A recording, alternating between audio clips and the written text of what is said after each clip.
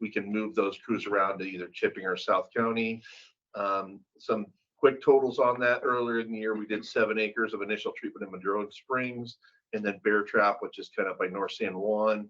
So far, we're at 43 acres. We have on the docket to finish another 12 acres on that, hopefully by the mid-month. That depends upon how much activity we're involved in the fair. So that brings us to the next thing, which is the fair, which is next week. And we'll be doing a lot of outreach there and hopefully a lot of education to people, and advising them with all of our projects and all of our availability to help them make it a little bit better. So I think since we met last, we had a pretty good meeting with some of the folks up in the Nevada County District 5 with Supervisor Bullock. Made some good plans between CAL FIRE, Truckee Fire District, and us and the county to try to see what projects we can all align in all of our different efforts going forward. South County fuel break is ongoing. I brought the most updated map, so we'll pass that around and anybody can kind of take a look at it. We're making some good progress on that, slow and steady, but take a look at the new updated map of how far we're getting on that project. And then our CWPP interim project is ongoing, and we hope to have that completed by October. Good for me. Yeah, my name is Joe King. I work for Sierra Pacific Industries. I'm a district manager for the Tahoe district. We've been doing some mortality harvesting up kind of above Truckee in the Cold Creek area. We talked to Supervisor Bullock actually because he's really tied into the mountain biking community, and so we were wanting to get the word out that because it's a popular mountain biking area in there, get the word out that hey, we're gonna be harvesting in here for a bit. And hasn't seemed to faze the mountain bikers one bit. They're pretty they were going right by skidders and right. So they didn't seem to mind too much. We try to encourage them to take their headphones out when they're on the logging roads, but yeah, they've been coexisting pretty well up there. And they even said that there was a radio announcement on the local Truckee Tahoe station. It's like, hey, just so you know, there's some logging going on. Try to stay out of their way so they can get it done and we can get back to having fun up there. So good communication, but yeah, no incidents or anything like that, but it's been kind of interesting. We're going to be starting fuel break work along the fiberboard road near Jackson Meadows Reservoir next week, I think. It's part of a couple THPs that are up there. And so we'll be doing a combination of harvest and chipping and shipping the chips up to our Quincy mill. So this is probably the most pertinent things that we're working on right now, besides stuff that's outside of the Yuba watershed area. Aaron Zetterman, science director here at Circle and interim executive director as well. No real forest health updates for me. We'll leave all that for Kat. Or not Kat's not. No problem. Hi everyone, Allison Thompson, executive director at Yuba Watershed Protection and Fire Safe Council. We have our next Fire Safe Council meeting next week, next Wednesday, 9:30. At the Alcoof Center in Oregon House. I'll go over all our project updates at the meeting. If you want to know, you can talk to me or you can come to the meeting. And then and just at the meeting, we're in addition to our normal partner updates, we're going to have a presentation from Yuba Water Agency. Check see if they're on here. I don't see them. Yuba Water Agency will be presenting on their new Bullards Bar Forest Health Project. That's a big new forest health grant they just received from CAL FIRE. And see if I can remember, I think it's about 3,500 acres, $7 million. And part of it is a almost watershed or almost a countywide, not quite upper watershed CEQA document under the Cal VTP PSA. So they'll be just kind of introducing that. They're still working out the details, but would be a large scale CEQA for Yuba County, for the Yuba foothills that other projects could then veer off of. So if you're interested in learning more about that and even kind of being part of the process of that, come to the meeting and you can learn more. When did you say that was? next Wednesday, 9:30 a.m. At the Alcove Center in Oregon House, we also have a Zoom option. We did upgrade the internet last month at the Alcove Center, and it worked a lot better last time. So we've had some issues with it cutting out in the past. So hopefully it'll work better, but I do recommend coming. It's just more fun. So, yeah. All right, as you guys know, my name is Anne-Marie Holt. I'm the Forest Conservation Project Manager here at Circle, and I've been facilitating the Yuba Forest Network meetings. For updates that we have, we're going to be hosting an Aspen workshop in conjunction with the Forest Service, as well as the Western Aspen Alliance, and it's going to be sponsored by the Yuba Water Agency. It's on September 7th and 8th, so if you would like to join, please I think I'll send up a follow-up email, and I'll include like a link to save the date, and I'll be sending out a registration form pretty soon after that. The event is free with the exception of like paying for food and lodging and everything. And it's going to be including a lot of Aspen researchers, as well as field tour sites and stops. So looking at some of the restoration projects that are either being planned, implemented, or happened in the past up in the North Yuba. If you'd like more details, just let me know. All right, and so we move to the online folks. Amy, would you mind kicking off with the intros? Sure. Good morning, everybody. Amy Irani. I'm the Environmental Health Director with the County of Nevada. Happy to be here attending the meeting just to stay in the loop with all the great work all of you are doing as part of this network. And thank you very much.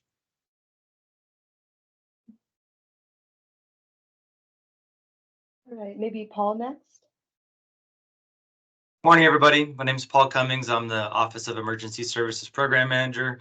Excited to hear Alex and Alessandra present on the roadmap to resilience. Zach? Hey everybody, this is my first meeting here, so thank you for having me. I am the Shared Stewardship Advisor for the Central Sierra Zone. It's a grant a CCI grant from Forest Service through NIFWIF, and I work out of Sierra Institute up in Taylorsville, up in the Plumas. Really excited to hear about what's going on with the group and how I can be of service. Thank you. And Erica? Hi, everyone. Erica Seward. I'm the Senior Analyst here in CDA, leading our Recreation Board objective and supporting our newest objective, the Climate Objective. Couple of updates on my end. On Tuesday, we'll be recommending for board approval our final round of funding for the Outdoor Visitor Safety Fund grant. So that's 8 different projects, inclusive of some meadow projects, including Van Norden and then Muir Valley, and recreation infrastructure that would kind of alleviate issues with sensitive habitat and how we direct visitors. So it's part of my role. A lot of the focus is on visitor management and intercepts, looking at our master plan development, which is currently underway, and call for projects, which I'm hoping all of you are aware of, and then looking at signage and infrastructure improvements across the county. We also have a board meeting that will be taking place on August 22nd up in Donner Summit, where we'll be highlighting Van Norden and the work happening there thanks to Circle and our partnership. We recently submitted a grant through the Habitat Conservation Fund to continue work with that project. And then on August 31st, we'll be hosting Blue Forest up at Donner Summit at Sugar Bowl to convene partners to talk about funding around recreation and resiliency too. So if anyone is interested in attending that meeting, please reach out and I'll put my information in the chat. Awesome, thank you, Erica. All right, Chris. Let's finish up the intros. Hi, sorry, I've got a toddler here. I'm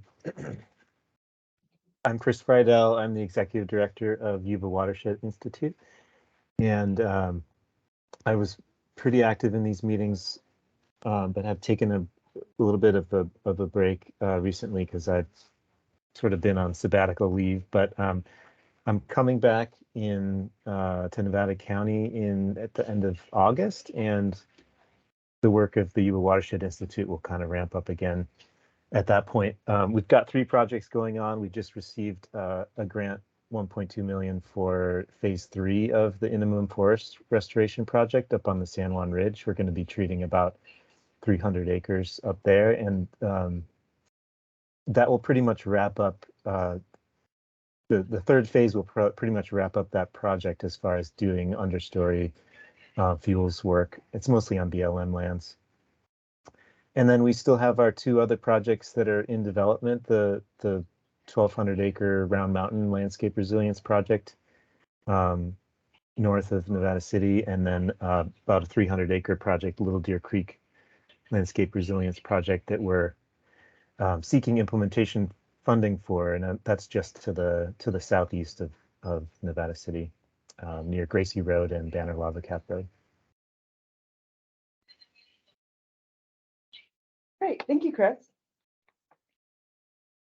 All right, so thank you all for your intros and program updates. This is just bounced out. And if you could please, like, sometime later, like, send me any updates that you'd like to be added to the newsletter or to the stakeholder mapping tool, and I can change the statuses on projects or add in additional shape files. Great. And Alessandra, are you ready to present? Yeah, you're right. Do we need to stand up or can we just sit? Because we'll pick up the mic if we're sitting. Oh yeah, totally. Let me see here. What is the easiest way for me to do this? Do you think this would be best, or would you prefer PowerPoint for it? I mean, I have no preference. Whatever works best for you. Okay, cool. Thank you. Yeah, this is totally fine. Yeah, it's always like sharing.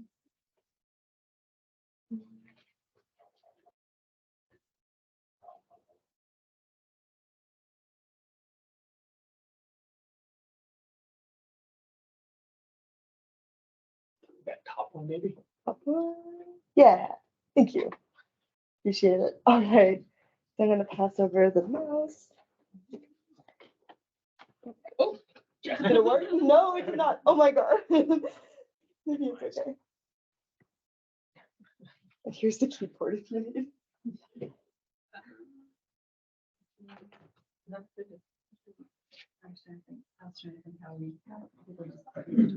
I think Sound so, good. yeah. Okay. The thing to the right is 75% if you're trying to make one more over. I think that Do you want to zoom in? Or if you want something? to full screen. Oh, okay. There you Wait, go. maybe not. Yeah. Never mind. All right. We'll do it quick. It's all good. It's still readable. Yeah, totally. And All if right. anyone's online and like can't see the screen or anything like that, please like let us know and speak up so that we know what's happening. And we're also totally happy to share, we've recorded this presentation, so it's up on OES's Ready Nevada County page. So folks who are interested in learning more about the roadmap to resilience and our 3 strategic planning efforts, we've got a pretty robust landing page where you can get more information. So thank you guys so much. I'm Alex Goulsel, as I said, Senior Analyst in OES. We're presenting about our roadmap to resilience today. We're really excited. The roadmap to resilience is the culmination of 3 different strategic planning efforts that we have the pleasure of undertaking all at once. So those are our 10,000 foot local hazard mitigation plan update, zoom in a little bit specifically on the hazard of wildfire, and that's our community wildfire protection plan update, zoom in a little bit more within wildfire on the specific topic of evacuation, and we have an evacuation study.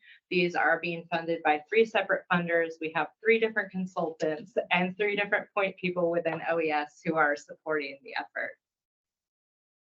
Because we are the county and we're in public service, everything we do, we tie into our board objectives. So this is specifically our emergency preparedness board objective. And basically with these plans, we're looking to lead the community in all hazards planning. So that local hazard mitigation plan looks at all hazards countywide. And then drilling into specifically wildfire as a hazard. One of the top things we hear from our community members and from folks working in fire spheres is that evacuation constraints are a real issue in Nevada County. We get our work done by partnering with community organizations and folks on the ground, everyone from the individual landowner to Firewise communities on up to NGOs, because we're really not an implementer per se at the county, and we rely on our strategic networks really to get work done. And ultimately, what we're trying to accomplish with these strategic planning efforts is to take in information from all different levels of folks in the county and integrate that into planning that basically provides tools for all different folks to participate in this process. So we don't just want to be doing things at the landscape scale, we want to be doing things at the community scale, and we want to be providing capacity for folks to do things at the individual scale as well, because it's really going to take everybody. Building off of OES's 2023 goals, this effort, Roadmap to Resilience, specifically addresses working on developing strategic planning. It's tied into the other goals, though, because with strategic planning, we can identify opportunities to pursue priority projects, match those with grants. It helps us prioritize where to go. And it's an opportunity to leverage and extend partnerships by working with folks on the ground to get the work done. We always try to ground things in where we are and where we need to go, because it's really all about baseline, right? Where are we now? And then where are we hoping to go? What's that trajectory going to be? And how are we going to get there? And then just, touching back in that we need these solutions at all scales. So we really have to look at what is that trajectory for each of these scales? How do they fit together? And community engagement's really key. Alessandra is our county wildfire coordinator. It's a brand new position to OES a year ago. And we really hit the ground running to build a foundation for doing these strategic action plans by spending almost a year engaging with community members, everyone from HOAs to Firewise communities to individuals to almost everyone in this room, I would say, just to get input about what people were doing, where they were at, what they saw the opportunities and constraints around wildfire mitigation to be, and also to kind of build out how OES approaches wildfire mitigation, because our objective is protection of loss of life and property, right? But that's only one specific aspect of working in a rural forested landscape. And we recognize that, everyone working on this landscape in some way is touching on wildfire mitigation, whether your goal is watershed health or forest health, or just, community protection, home hardening. It kind of all comes together because we live in the forest. So we wanted to recognize that. And we've met with over 200 stakeholders in the last 6 months. We are pretty much out every single day of the week meeting with folks. And it's a really exciting opportunity to listen and really to learn. So we're pretty excited about getting out on the ground. So to dig specifically into our roadmap to resilience, so it's this holistic long-range vision. As I mentioned, it's the 10,000-foot level local hazard mitigation plan, then zooming into that community wildfire protection plan. We call out the land management plan because our community wildfire protection plan update is a 5-phase process, and one of those is this land management plan piece. And so what we're hoping to accomplish with the land management plan piece is basically provide a toolbox that folks can use in conjunction with the community wildfire protection plan update, so that if I'm anyone from an individual landowner on up to an NGO looking to implement a project at thousands of acres, I can look to this toolbox and say, okay, what type of landscape am I working in? What are some of the constraints? What's the topography? What's the soil? Are there specific botanical and wildlife concerns? And basically be able to pull from this toolbox the information that you would need that was a vetted best practice to actually get the work done. And so to us, this gives people the tools to effectively write grants. So you're not having to reinvent the wheel every time you're trying to, put forward a project. You can literally look in there and say, okay, I'm working in an oak woodland. It's a 3% slope. There's maybe a specific species of concern. What would that implementation look like? And if I'm an individual landowner and I'm saying I'm working on an acre and I still want to know what a best practice would be, I could look to that land management plan. So that's why we call it out as part of our roadmap to resilience.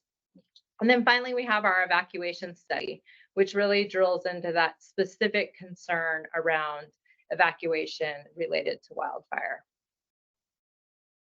So a lot of times when we're presenting this, it's not amongst folks who have such a good understanding of resilience. So we always really like to call out, what do we mean by resilience? And when we're looking at wildfire, we're really looking at investment in preparedness at the community level. So if we invest in preparedness, when we have a wildfire, our capacity should be at like a reasonably high level. So on this map, you're looking at where the wildfire happened. You do see like a drop in resilience while you're in response, but the idea is to have built up enough capacity that when that response effort happens, you're not dipping into that level of permanent loss. You're elastic and you're able to bounce back and recover, so you're resilient. And that's what we're hoping to achieve with these strategic planning efforts, is frame it up so that we can implement projects so that we have this capacity for resilience at the community scale. So our local hazard mitigation plan, I think has historically been this sort of boring document that people maybe have to reference in grant applications, but don't like dig into it a ton. And we're really excited about making it something interesting, right? Helping people understand why having a local hazard mitigation plan is so important. So we're updating our 2017 plan. It's an all hazards approach that does include wildfire. We are pulling across the wildfire hazard assessment component of the community wildfire protection plan into the local hazard mitigation plan. It does, in a very technical sense, allow you to access FEMA hazard mitigation grant program funding. So it's a requirement that has that funding nexus. But more than that, it allows us to look at hazards countywide. This is a timely time to do this because of climate change impacts. And it lets us identify what is baseline, what are mitigation measures, and then what are some monitoring practices we can put in place to know that when we're doing these different things, it's actually making a difference. And then you can adjust and have best management practices moving forward. So this effort is funded by FEMA HMGP. We have basically kicked off the effort. Our consultant on this is Tetra Tech. Our contact with OES is Paul Cummings, our program manager, who's on with us today. He's the point of contact for the effort. We will be done with this next spring.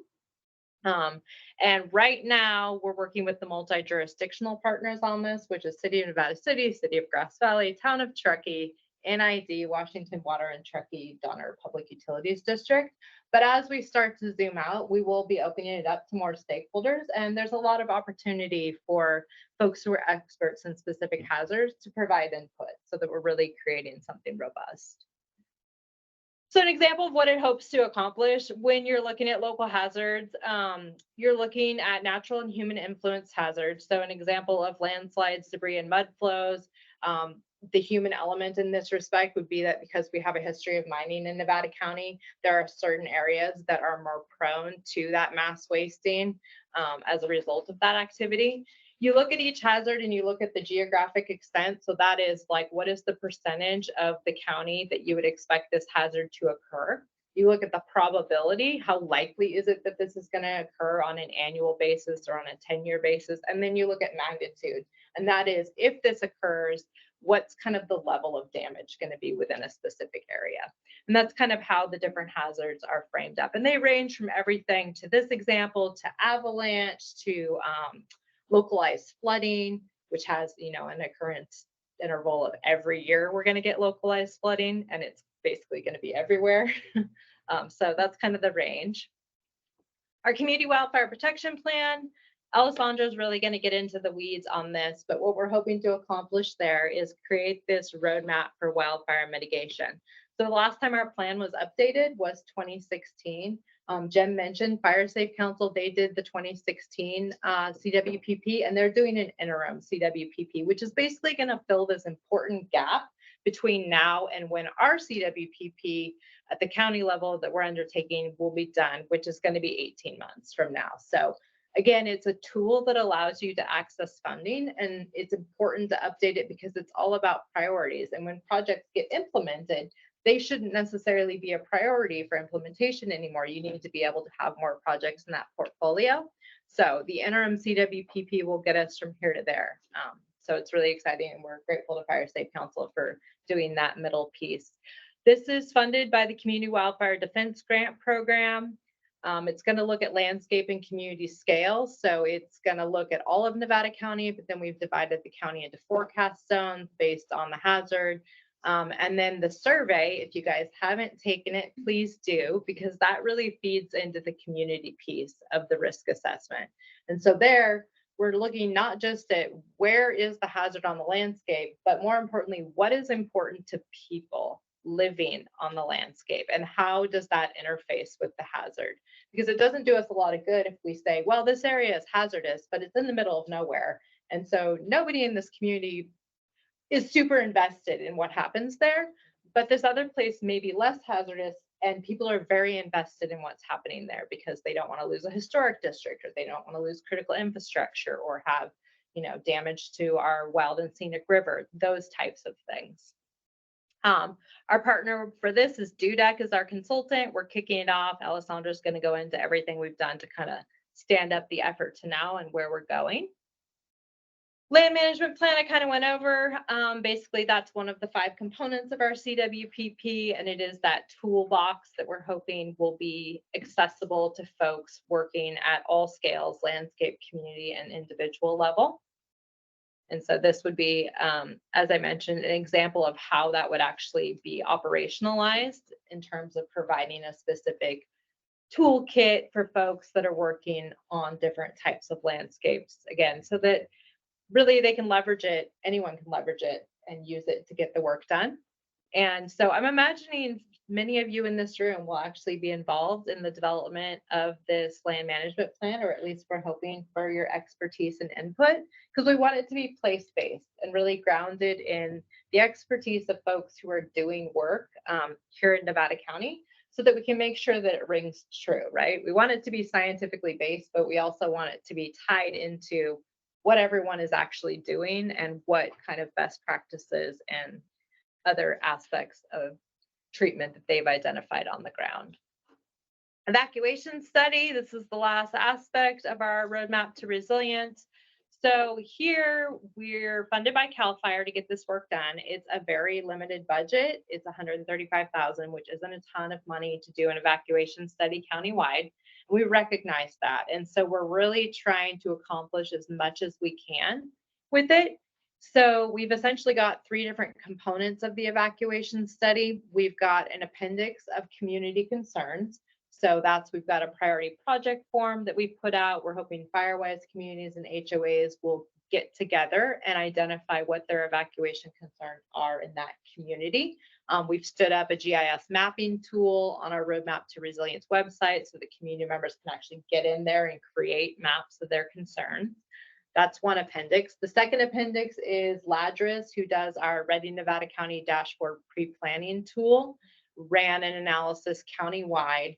And basically they were modeling congestion versus travel time on road segments countywide. So how congested is a road segment and how long are people going to be experiencing that, to help us prioritize areas where we need to address our efforts. And then finally, we have Pyroanalysis as our consultant that is doing the study itself. They're taking both the community concerns and that Ladris analysis and basically packaging them with some really robust on the ground research of wildfire and traffic hazard modeling to give us like 5 shovel ready projects at the end of this. And then the 2 appendices will be kind of these portfolios of project ideas that we can pull from. So in the case of the community concerns, essentially there we are hoping that we're going to get all the input we can from the community, and it'll give us a way when we're designing multi-benefit projects to pull from that. So if we're looking at a shaded fuel break on the San Juan Ridge, say, we can look and see what that community had to say about their evacuation constraints and see if there's an opportunity to weave those into a multi-benefit project so that we're as much as possible trying to leverage the information and get the work done. So an example of what this will look like, we're basically going to package all of those community concerns using parallel construction to create sort of these little project bundles for each community. We've done a lot of on the ground research with our FireWise communities. So last year we met with Yuba and went out after meeting with them and identifying some of their illustrate, to produce this map. And this is essentially, it's very hard to see, but it's essentially showing what are the different constraints that they identified. So one of them is that Chalk Bluff Road is really not very well maintained, and you wouldn't be able to get anything but a four-wheel drive vehicle down it. Another is that the Steep Hollow Bridge is washed out. Depending on the winter, the fluvial geomorphology in Greenhorn Creek changes, and so you can't always get across Greenhorn Creek. There's an area here where there's a locked gate and you can't get across from one side to the other.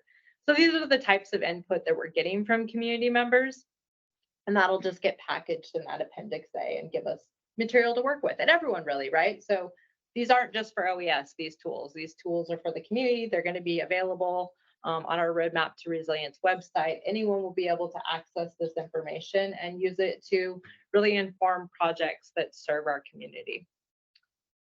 So now I'm going to hand it off to Alessandra, and she's really going to drill into our community wildfire protection plan. All right. So I know some of you are already kind of familiar with what CWPPs are, but if you're not, they're a framework that was established through the Healthy Forest Restoration Act, which is a federal piece of legislation. And it was really designed for communities who are at risk from wildfire to be able to understand that risk, take ownership of it, and then create a plan for reducing it. The main goal of the CWPP is to identify and prioritize areas for wildfire mitigation, and the planning document itself is a lot more versatile than traditional planning documents. There isn't strict framework for CWPP, like for example, an EIR has really, really strict compliance. But for a CWPP document, it's a lot more versatile so that it can adapt to the community and scale in which it's working within. Because the main intention is that they're really created by the community for the community. So what exactly do they do versus what they don't do is really important to understand when we think about how we leverage these documents. So they do create a collaborative wildfire planning document, and the collaborative portion is not only a requirement, it's also just really important because we know we can't do this alone, we have to work together. They create this roadmap for wildfire mitigation, setting the pace and scale and really identifying where we need to go. And they consider multiple hazards, multiple scales of hazard and risk. So it's really, you want to make sure you're not only zooming in, but you're also zooming out. And like I said, they're identifying and prioritizing areas for mitigation. CWPPs do not create rules or laws. They're not regulatory, and they cannot be used to influence fire insurance. They're also unable to serve as a CEQA document or any sort of environmental analysis, and they do not prescript or mandate what should or shouldn't be done. Really what they are is they're strategic and collaborative planning tools for helping at-risk communities and also for education. So there are only 3 main requirements under HEFRA for a CWPP. As I said, it's pretty versatile, and this is why. The 3 requirements are that you have to have regional collaboration, you have to identify and prioritize areas for mitigation, and then you have to identify strategies for reducing structural ignitability. How you do that and how you get there is really what makes sense for your community. Now on this, you'll also see a 4th requirement. So one thing that has sort of become a best standard practice over the years is to go beyond the 3 minimum requirements and to bring in best management practices, because it makes sense and it's very strategic that if you're going to tell people where they should and shouldn't go for work, you might also want to identify how they're going to do that work. So as Alex said, Nevada County's CWPP update, it's a 5-phase process because we really recognize that the document needs to do more than just sit on a shelf somewhere and collect dust. And we wanted to make something that would be dynamic, but also actually be able to serve our community and our needs. So this approach includes outreach. We have a specific outreach and engagement strategy just for the CWPP that ties directly into our OES overall outreach and engagement strategy.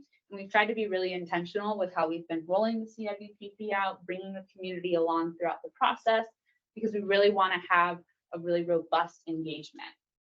So the second is the wildfire risk assessment, which is going to look at risks both on the county scale and then also on the community scale. The third is the land management plan, which Alex mentioned already. The fourth will be the CWPP document itself, which will be on county scale and then also on these community scales. So you can think about it as almost there'll be this large county-wide document with sort of mini CWPPs inside of it for those specific community areas. The fifth will be the CWPP dashboard, which is going to be an interactive dashboard that anyone from an individual to an agency can use to understand what their wildfire risk is, see those project priority areas, and then start closing the gaps in between those projects. Like we said, we anticipate this to be an 18-month program. So with our flow chart, we really kicked off with initial outreach, and then it moves into the wildfire hazard assessment. That's being pulled across to the local hazard mitigation plan. After that is value prioritization, calling out the things we want to protect from wildfire. This is being supported by our community survey. So that's actually become a really important data piece for us, is that we're using this to capture what the community sees as being a priority for wildfire. We are at almost 1,800 responses at this point, and we really want to get to 3,000, because the more we get, the more we're going to be able to better tailor our document. And it's also going to be supported through stakeholder engagement. Then we have our wildfire risk assessment, which starts to overlap these things, and it's going to be supported by community workshops. We have our first round of community workshops in August with our virtual lunch and learns, which you're welcome to sign up for. They're by forecast zone, and we have a flyer with some information here. And then there'll also be in-person workshops later on in the fall. We're going to be trying to race winter a little bit, but we're going to have virtual ones as well, because we recognize that not everyone in the county is able to attend in person. So we really want to make sure we address both. All this will come together in our draft CWPP, which will be open to the public for a feedback period, and then it will become the final CWPP.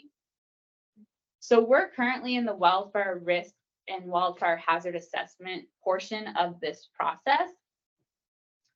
So to really establish why we have to look at hazard and risk, I wanted to take a moment to sort of ground us in what the difference is between these two, because they're oftentimes used interchangeably when they mean really different things. So when we're talking about wildfire hazard, there's only three components to this: topography, climate, and fuel, because these are the three things that drive fire behavior. And really, we use wildfire hazard to try to predict essentially how big and how hot a fire is going to be. We want to understand how it may move across our landscape. But when we look at wildfire risk, we're still looking at that wildfire hazard component, but now we're asking ourselves, how likely is this to actually happen? And then if it does happen, how vulnerable are we to the impact? And so something that's really important to note with wildfire risk is it changes depending on what you're looking at, because the wildfire risk of a community to wildfire is really different than of an ecological area. So it's why we have to use wildfire hazard to understand our fire environment, so we get an idea of how fire burns, and then use wildfire risk to help us to decide what we should protect based on what we consider to be important. So in order to establish these two things for our CWPP, we have two separate modeling efforts that stand alone and work together. So the hazard assessment and the risk assessment. Each one is specific to Nevada County's wildfire challenges and look at both of them on the landscape and community scale. And they're really going to help us determine where we should be going next for future projects and grant priorities. We have divided the county into 4 forecast zones, and this is going to become more popular as we sort of move through this process. The workshops are going to be shaped on these forecast zones. Those mini CWPPs will be shaped on these forecast zones. And they're divided into Higgins Penn Valley, Grass Valley, Nevada City, Tahoe National Forest, and Truckee Donner. And so this is what these divisions look like.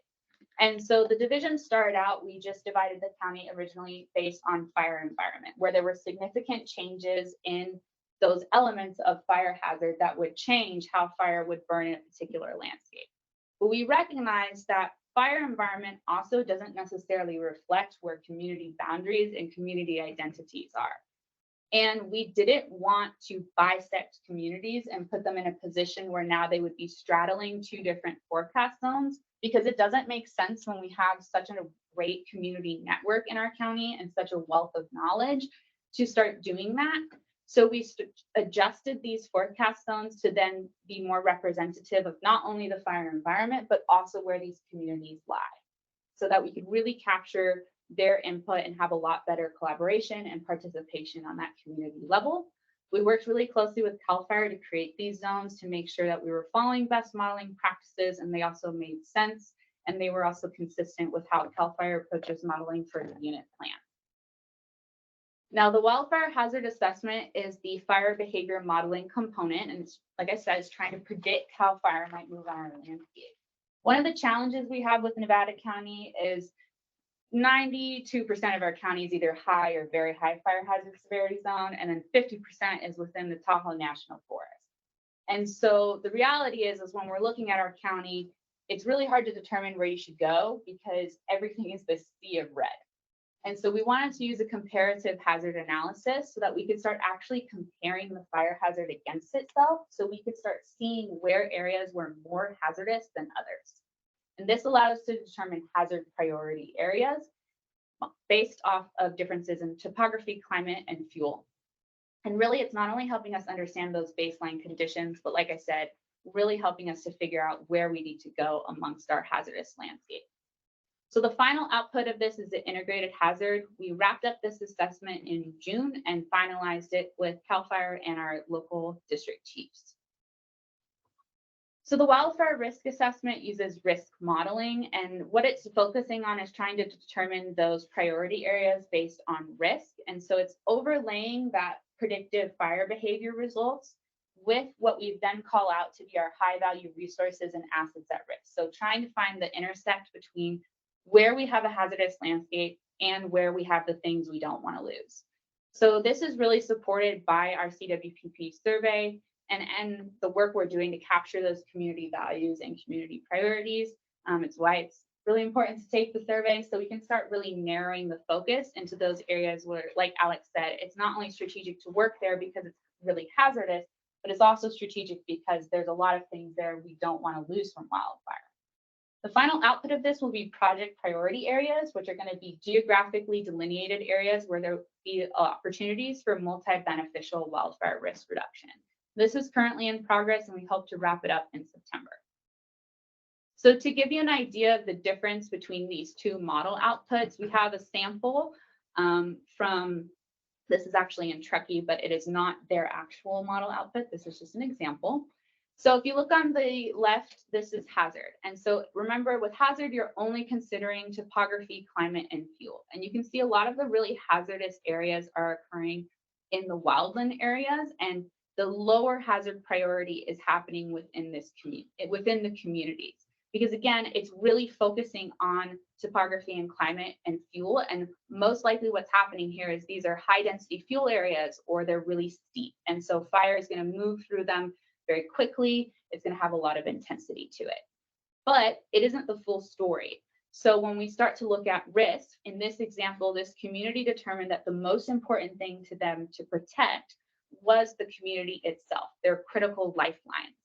And so now you can see it inverted. The most important areas are within and immediately adjacent to the community.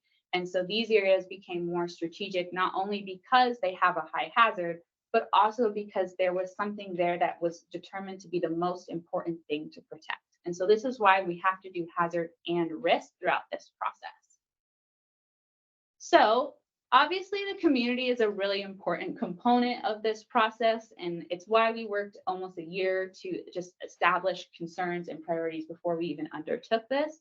It's why we have so much outreach and engagement around the CWPP, because we really want to design something that the community is going to be able to use. We have a lot of different opportunities for public participation, both for individuals, agencies, and stakeholders. We have our survey, we have the workshops that are starting to kick off, and then we'll also have that opportunity to actually comment on the document itself. So many of you have also probably received emails from me asking you to push the survey out through the network. So thank you everybody who has done that. We really appreciate a lot of the support we've gotten from our stakeholders and partners. It's been really amazing to see. And I just really appreciate everyone who's really helped us participate, because we wouldn't have been able to get these 1,800 responses without the help of our networks. And I know we've asked Circle to push it out, and really, we're just very appreciative of the partnership we've had with launching of the survey. So if you haven't taken it already, please do. It'll be open until August 31st, and then we'll close it and we'll start processing the results from that. And so, like I said, we have our first workshops in August. These are 1-hour virtual meetings. They'll be lunch and learns, so they're at noon. And they're going to go over where we are in the CWPP a little bit more in depth. And then we're also going to talk about some initial survey and hazard analysis results specific to each forecast zone, and then sort of where the next steps are. So the dates are all based on forecast zones. So we have Higgins, Penn Valley first, and then Grass Valley, Nevada City. And then the following week will be Tahoe National Forest and Truckee Donner. You can very easily register and find your forecast zone on readynevadacounty.org/CWPP. So we encourage anyone to come. If you're interested in this process, you're more than welcome to attend. So here are all those contacts for our plans. So as you see, we have the local hazard mitigation plan with Paul as the main contact. I'm the main contact for the CWPP. Lieutenant Scales is the main contact for the evacuation study. You're also welcome to sign up for virtual office hours. These are bi-weekly meetings that Alex and I run around wildfire education. And we do also sometimes go a little bit more in depth in these planning documents or certain elements of them. If you're interested, just shoot me an email and I can get you on the list. If you're a member of a community or an HOA and you have evacuation concerns or priorities, please submit them with OES at OES's email. We also online on our Roadmap to Resilience website, we have an evacuation form and a mapping tool. We're asking a community to submit a single form per community. And then, like I said, take the survey. So with that, I think if there are any questions, we'd be happy to answer them.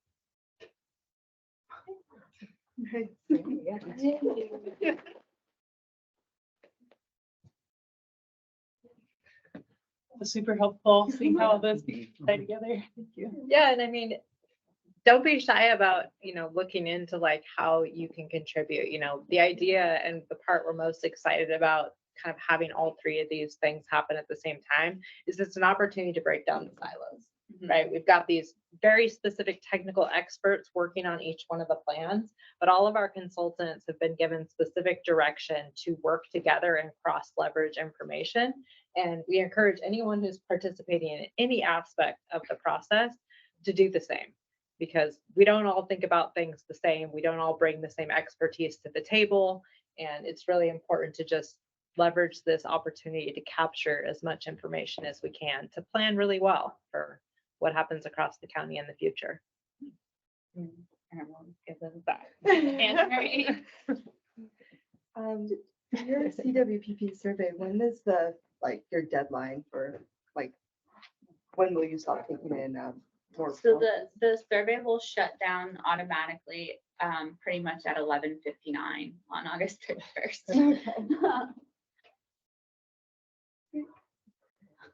Yeah, and we do plan to, do quite a bit of analysis with the data. We're coming up with a data analysis plan right now.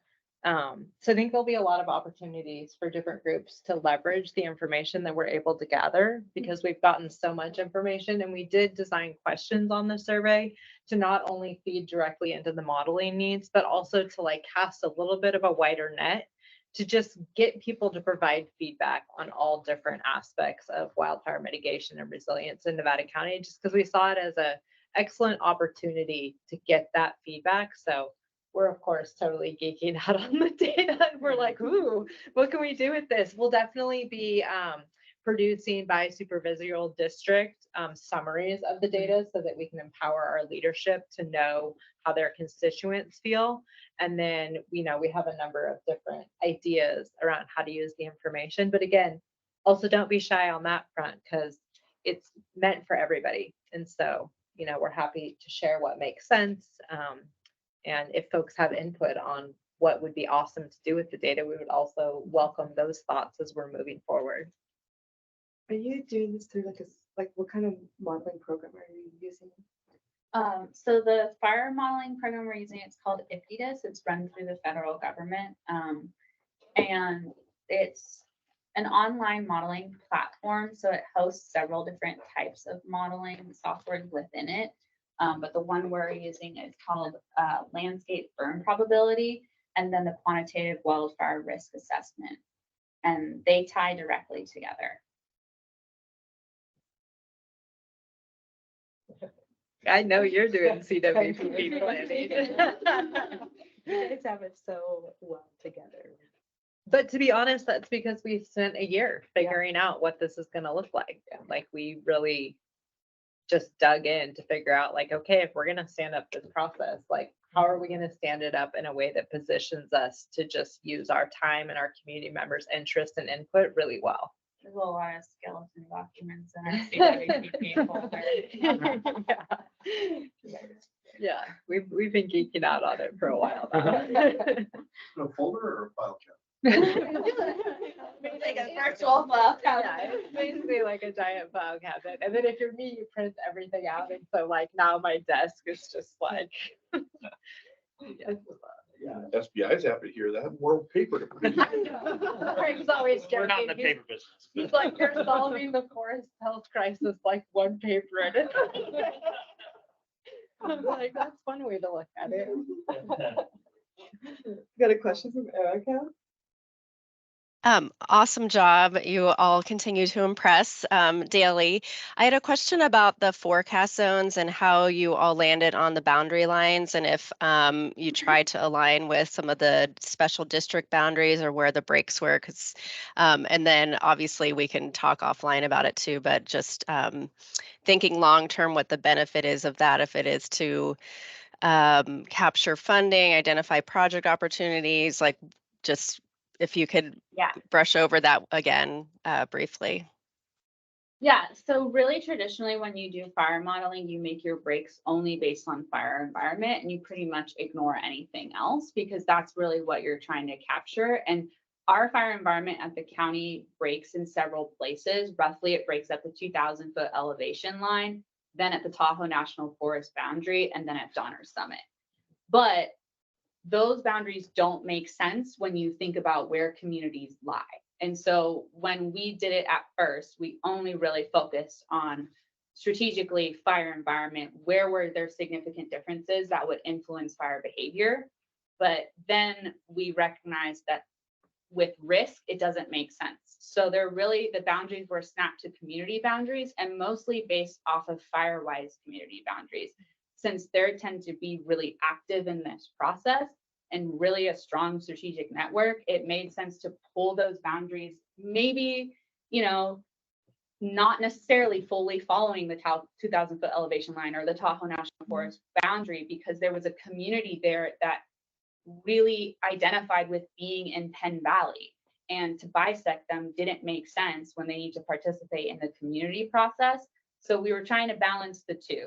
The requirement, we needed to do it to based on fire environment so that we weren't illogically applying factors that really influence fire behavior on this like broad brush scale across the county, but then also trying to make sure we weren't alienating communities in a way that would make it really difficult for them to participate in the process. Yeah, and that makes sense to me. And I see like a natural break with Bear River and Western Gateway and how those are their own special districts and how we define like some benefit zones. And then there's like others that don't. So it's kind of fascinating to see what recommendations might come out of your work because you know, when you think about how you fund projects long term and where the populations are, you know, how you engage them to potentially support a Measure V in the future again, or whatever else it might be that's going to determine how we finance these things. So really fascinating. This is fun new information. So thank you. I look forward to chatting more about it. I think those zones are really terrific, not only because of what you just described, but also the fuel models. You look at the different fuel models, I think it's the zones are set up very well because you look at what's happening in maybe Devonshire, Glenshire, and then you look at the Donner Summit and then Penn Valley, Lake Wildwood versus Higgins, Lake of the Pines. They align just really good thought process in the zones. Looks good. Jim was there for our initial meetings when he was Maybe that's why I like it so he he was like, you need to pull out the Tahoe National Forest. I mean, it's a way different field model. You look at, Woodpecker Ravine aligns with like Deer Creek drainage and the Yuba River Canyon. And then, all these other places are a little different field models. Yeah, and I mean, you guys, I think you probably get from like, the overview that we've given, but like these different communities feel different ways about their resources and assets and how those are nested within their hazardous landscape. So to give an example, like we're kind of finding with preliminary results that in the Tahoe Donner area, right, people are more concerned with natural resources than with critical infrastructure. And it totally makes sense because they're a high amenity, high resource community. Tons of those folks up there, it's their second home. So they are a bit less concerned as to whether they lose community lifelines like schools, like critical infrastructure, than they are if they lose the opportunity to be able to recreate in the way that they desire, right? They have second homes there because they want to be able to get out, to bike, to hike, to enjoy that landscape. And so that resource and asset is important to them. Versus if you live in Grass Valley and you're like, well, dang, if Grass Valley burns down and my kids can't go to school and I can't go to the grocery store and there's no post office, like that is going to be really inconvenient. And so that's the priority that I have. So it's, again, we're just going to geek out on the data because it's so very interesting to understand what's important to communities and to make sure that those values are being reflected back in how we prioritize the work we do. So you mentioned for the land management plan piece that there's like a toolbox for groups to use and descriptions for landscapes. You're looking for help and input from this. How can we either as like individual organizations or as YFN be able to support you in this? Yeah, absolutely. So, I mean, definitely, I would say like the majority of people at this table were pre-identified already in our informal list of stakeholders. We haven't actually brought a consultant on for that process, but we do have like a list of people, basically anyone who's working in the landscape or as a land manager themselves. But I think something that could also be really cool is bringing the draft to YFN as well and having it also be part of that sort of like feedback and review. Yeah, and for those of you that collect like long-standing data efforts like Circle and Sierra Streams and other folks where like you've really been monitoring specific watersheds or specific areas on the landscape for a while, like that's really integral to understanding in a very place-based way, like what's happening, what is baseline, what's changing, and potentially why, and how can we just really take that information and package it in a way that has use for kind of everyone working in this space.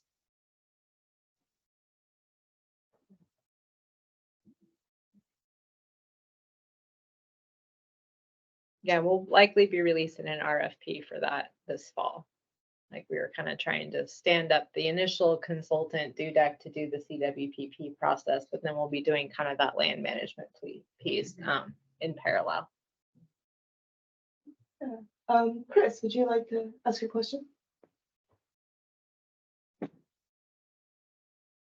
Hi, yeah, I just have a really specific piece of feedback on the forecast zones map that you guys have on your website.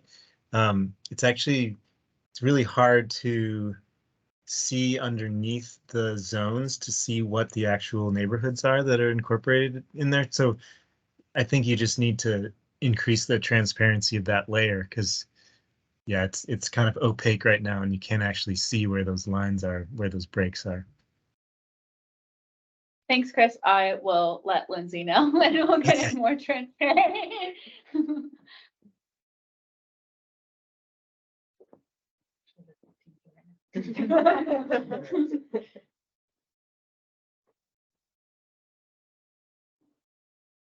Yeah, and if you guys go online and you're tooling around on our website, like feedback like Chris's is always really greatly appreciated because we'd want it to be user friendly and to be functional for everyone. And sometimes people using things catch things that we don't because we've got a lot of different things all stood up at once and you're like, oh, why isn't that working exactly the way we want it to?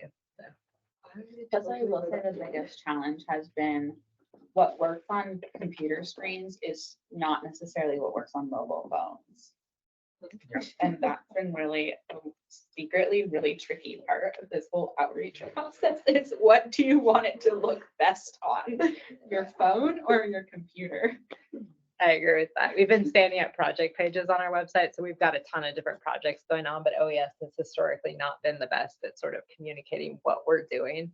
And the project pages, you're like, that doesn't look right. Why isn't it?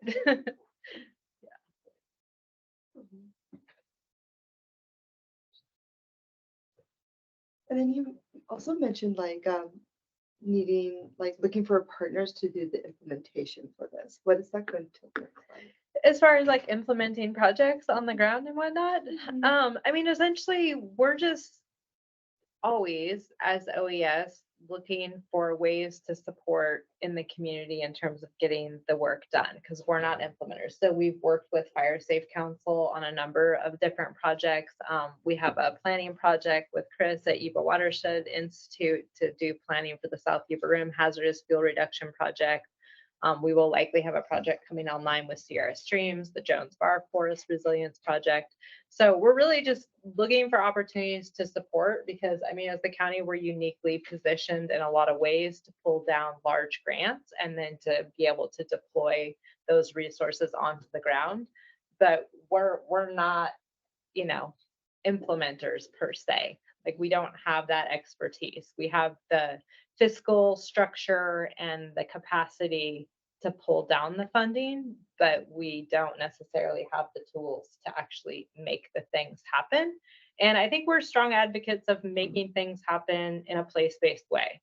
So where it makes sense to have place-based partners to deploy those resources, like that's what we're looking for. So we're always open to partnership in ways that make sense.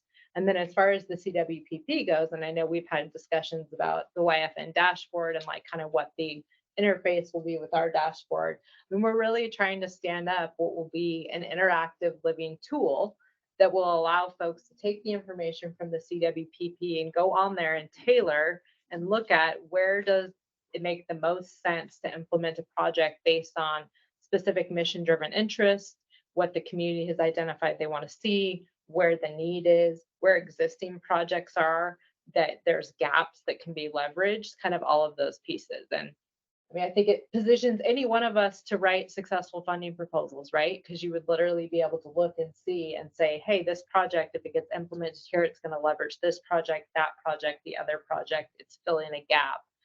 Here's who my partners might be because this entity, that entity, the other entity has done these adjacent projects, or these are the jurisdictional interests, kind of all of those things. Great. Awesome. Do you have any other questions if you're in the room or online?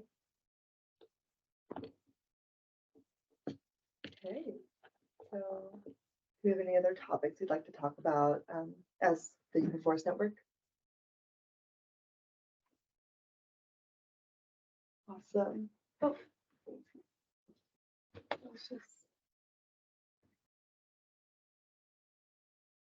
Okay, cool. So just as an update for YFN, we are looking for like additional funding. So if you have any ideas of like grants that support these sorts of discussions and everything, please like forward them on to me. I'd be happy to look through it and see if we're eligible for application. And also, yeah, just like keep me updated. I think this next quarter we're looking to revisit the resilience strategy. So if anyone would like to take a look at that document or provide any feedback, please let me know. It's on our website. So if you go onto Circle, we have a Forest Health Project, and in the Yuba Forest Network one, we have this resilience strategy document, which was recently written, so there may not be too much need for updating, but please, like, if you have a chance, if you haven't seen it before, take a look at it and yeah, forward me any feedback. Marie, could you email out that link to the group? Absolutely, yeah.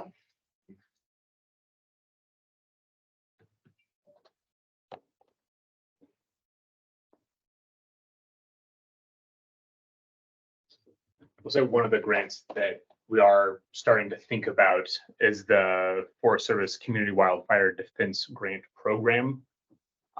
Seems like a pretty obvious one. It funds development of a community wildfire protection plan. We're And funded under. yeah. Yeah. And also project implementation. They kind of have two funding tracks. Yeah. And so that seems like one where, depending on timing and that plan is complete, sort of going one direction or another. Sort of bigger picture, Circle's got funding for about another year to sort of do the facilitation for YFN. So it's certainly there's a lot of value in this group continuing to meet and collaborate and do these project updates. Circle's ability to own that entirely has sort of a soft clock on it, but the value is there. And so even in the absence of identifying a source of funding to make sure that the stakeholder map continues to go on and that kind of thing, figuring out ways that, maybe one entity hosts every quarter or something like that. So we're kind of spreading that out a little bit more could be an option if there isn't dedicated funding for this sort of facilitation. So we'll keep saying that as we come up with grants and ideas and ways to kind of think about what the next phase, if there needs to be a next phase versus continuation of this phase is. Yeah, plant that seed for the first time, but Yeah, I certainly mean, not the I would say last. on our end, like, we do the quarterly wildfire stakeholder meeting, and I definitely see an opportunity there. Like, we could, host one YFN as one of the quarters of the quarterly wildfire stakeholder meeting and just Right. have Yeah. it be like a road show. Yep. Yeah. It's fun to share the, the opportunity and the burden. I think Right. it's important, capacity wise. Yeah. Definitely. Yeah, let's talk some more about that. That'd be really great to either support you for that or see if you can take on one of the quarterly meetings. Yeah. Great. And then moving forward, if you have any, like I said at the beginning, any events or a news announcement, such as like, if anything's cool happened, you get grant funding or anything like that, please forward them on to me and I'll add them to the YFN newsletter. The next newsletter will be for September, October. And our next quarterly meeting will be November 3rd, which is another Friday as well.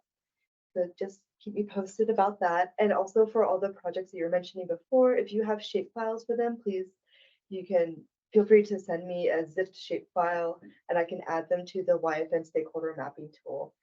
Alessandra and Chris were really helpful in helping me figure out the process for that, as well as like the ARC Online, like making it easier to upload and get those tools up to date. So just send them on over, even if it's just like, hey, like this project is now active versus planned, or this project has been completed. Let me know and I can make those changes on the back end. Great. And with that, I think we are all set. So please, before you head out, grab some coffee and bagels or some fruit and Or, take the survey if you have it. I'll take it again. Take it again. Or like public outreach stuff posted on our Well, like for Twitter and stuff like Yes, that. I can send you our media. Yeah, cool. Are you guys getting enough you all. input or